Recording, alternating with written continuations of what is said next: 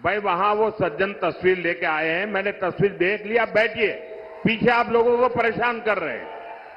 आपका मैं बहुत आभारी हूं आपके प्यार के लिए, लेकिन औरों को परेशान मत करो भाई। एससी, एसटी, ओबीसी परिवारों को इन योजनाओं से जोड़ने के लिए हमारी सरकार घर घर पहुंची है, गांव गांव पहुंची है। साथियों, कांग्रेस ने 100 से ज्यादा देश के जिलों को ही पिछड़े घोषित करके उनको अपने हाल पर छोड़ दिया था। इन जिलों में सबसे ज्यादा एससी और एसटी परिवार के लोग रहते हैं।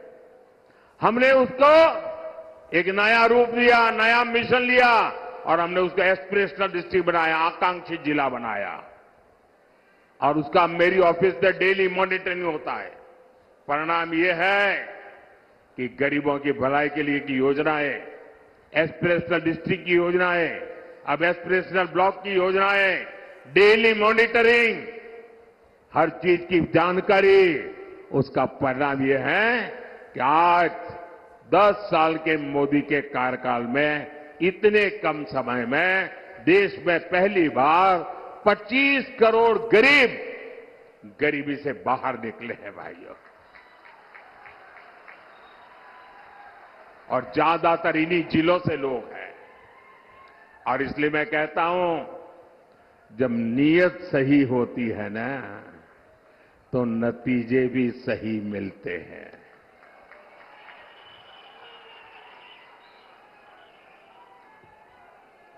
साथियों, भाजपा का सामाजिक न्याय का एक और उदाहरण वाइब्रेंट विलेज प्रोग्राम भी है। अगर मोदी की नजर कांग्रेस की तरह सिर्फ वोट बैंक पर होती, तो सीमा के जो गांव है, जिनको ये लोग आखिरी गांव कहते थे, मैं उनको सबसे पहले कहता हूं गांव। दुनिया के किसी को देश को एंट्री होना है ना, सूरज की पहली किरण भी वहीं आती है जी। और सूरज डूबता है तो आखिरी किरण भी वहीं से आती है। गांव के लिए वाइब्रेंट विलेज प्रोग्राम क्यों चलता है? वहां तो वोटर ही नहीं है, इन्हें वोटर है। लेकिन मेरे लिए वोटर मायने बाद में रखता है, पहले वो मेरे देश का नागरिक है। मेरे देश का 140 करोड़ नागरिक में से एक है वो मेरी सीमा का प्रहरी है। अगर मोदी की नजर कांग्रेस की तरफ सिर्फ वोट बैंक पर होती, तो 24,000 करोड़ रुपए की पीएम जनमन योजना बना करके आदिवासियों में भी जो सबसे पिछड़ी जनजातियां हैं, उनके लिए अलग से योजना न बनाता और उनके कल्याण के लिए काम न करता। ये वोटर ज्यादा नहीं है, संख्या कम है, लेकिन मेरे देश के आखिरी व्यक्ति को भी मैं मजबूत बनाना चाहता हूं। हमने विश्वकर्मा योजना लाए, जिनके हाथों में सामर्थ्य है, जिनकी उंगलियों में सामर्थ्य है, ऐसे देश में लाखों लोग हैं। ऐसे मेरे विश्वकर्मा साथी एससी समाज में, एसटी समाज में, ज्यादातर ओबीसी समाज में। 60 साल में कांग्रेस ने कभी पूछा नहीं। मोदी ने पहली बार इन साथियों के लिए 13,000 करोड़ रुपए की पीएम विश्वकर्मा योजना बनाई है। भाई और बहनों, गरीब कल्याण की इन योजनाओं का सबसे अधिक लाभ एससी, एसटी, ओबीसी परिवार की हमारी माताओं बहनों को हुआ है। शौचालय के अभाव में, सैनिटरी पैड के अभाव में ज्यादातर हमारी बेटियां स्कूल छोड़ देती थी। अब मोदी ने यह समस्या दूर कर दी है। बिना गारंटी के मुद्रा लोन पाने वाले 50% से ज्यादा लाभार्थी एससी, एसटी, ओबीसी है। इनमें से 70% लोन हमारी माताओं बहनों को मिला है। ये जो हमारी खादी है ना, खादी स्वतंत्रता आंदोलन की निशानी है। और तो मैं तो कहता हूं, आजादी के पहले लोग कहते थे, और आजादी के बाद क्या, तो मैं तो एक वाक्य में कहता हूं, पहले khadi for nation, now khadi for fashion. Congress ने तो उस खादी को भी बर्बाद कर दिया था। खादी के काम में भी बड़ी संख्या में हमारे यही समाज के लोग हैं जो अति वंचित लोग हैं। मोदी ने खादी को फिर से जीवंत कर दिया। साथियों, कांग्रेस ने तो बाबा साहब के संविधान को जम्मू कश्मीर में लागू नहीं होने दिया था। आर्टिकल 370 बनाकर कांग्रेस ने देश के संविधान का अपमान किया था। एनडीए सरकार ने, मोदी ने 370 हटाई तो सामाजिक न्याय का अधिकार जम्मू कश्मीर में हमारे जो लोग हैं उनको मिला। पहली बार उनको एससी, एसटी, ओबीसी और महिलाओं को वहां अधिकार मिला है, उनको आरक्षण मिला है। भाइयों बहनों, ये है सामाजिक न्याय का मोदी का ट्रैक रिकॉर्ड। इसलिए पूरी इंडिया आघाड़ी बौखलाई हुई है। साथियों, सामाजिक न्याय का एक और तरीका आधुनिक इंफ्रास्ट्रक्चर का निर्माण भी है। कांग्रेस ने बरसों तक गांवों और शहरों में खाई बनाकर रखी, कुछ ही शहरों के विकास पर फोकस किया। एनडीए सरकार देश के हर कोने के विकास के लेकर प्रतिबद्ध है। एक क्षेत्र पंढरपुर यात्रा से जुड़े श्रद्धालुओं का तीर्थ है।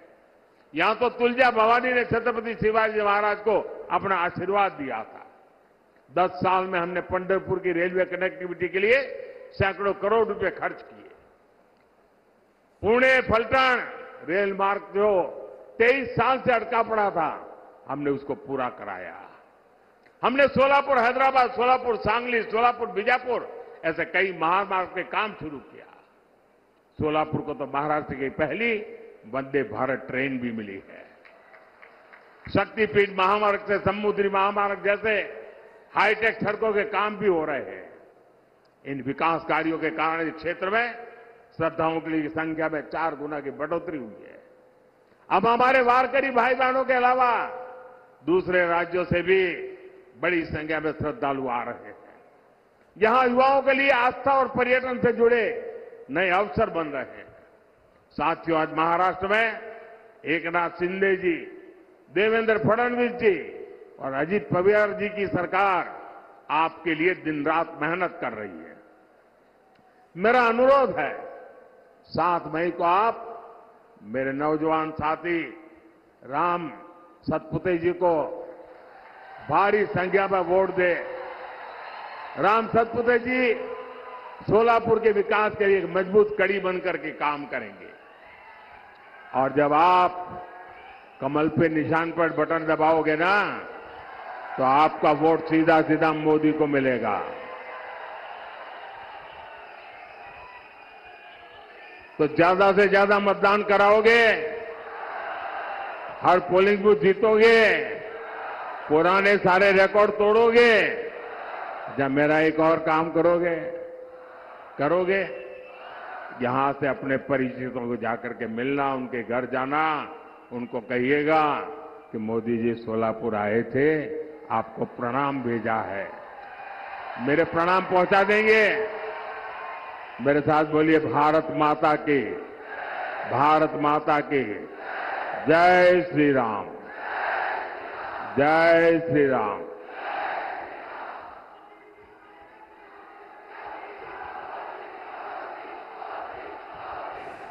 तर पंतप्रधान नरेंद्र मोदी यांचं हे भाषण आपण ऐकलेलं आहे। सोलापूरमध्ये पंतप्रधान नरेंद्र मोदी बोलत होते।